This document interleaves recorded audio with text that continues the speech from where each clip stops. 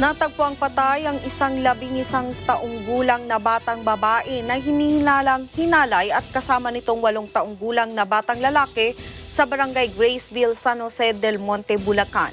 Ayon sa mga magulang ng biktima, nagpaalam ang mga ito na maglalaro lang sa labas ng bahay pero hindi na nakauwi pa ang mga ito. Si Erlo Bringas sa detalye.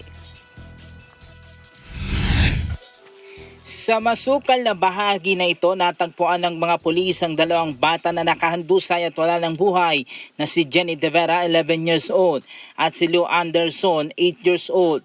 Si Jenny natagpuang nakatihaya at wala ng suot na damit, habang si Lou Anderson naman nakasalampak sa lupa ang muka at napuruan sa ulo.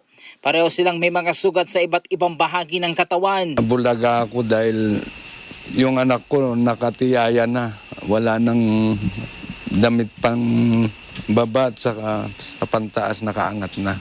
Walang kapatawaran yung ginawa niya. Dahil durog ang mukha. Nagkapanginayang.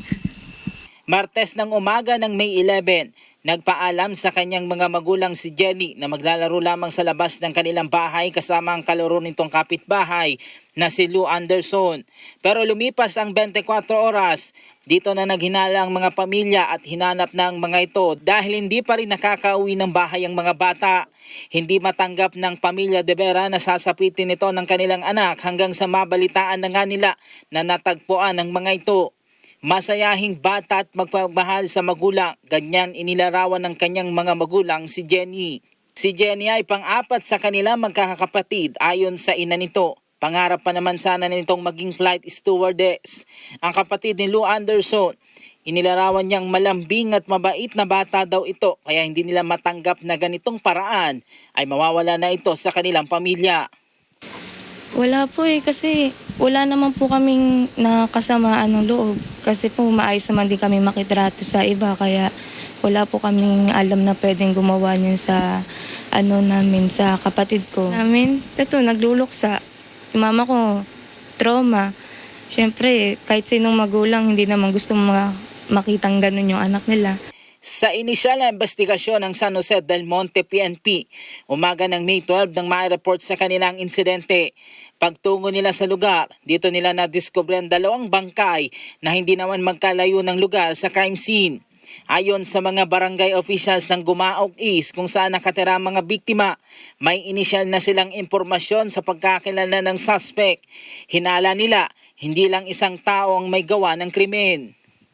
Parang meron na rin kaming suspect na nakukuha. Siguro ma'am, hindi muna namin yun kasi baka mamaya biglang umalis. Okay lang po. Oo. Pero ang hinala niyo po ba ay isa lang gumawa nito? More than one? Parang hindi ma'am parang 2, 3, ganun.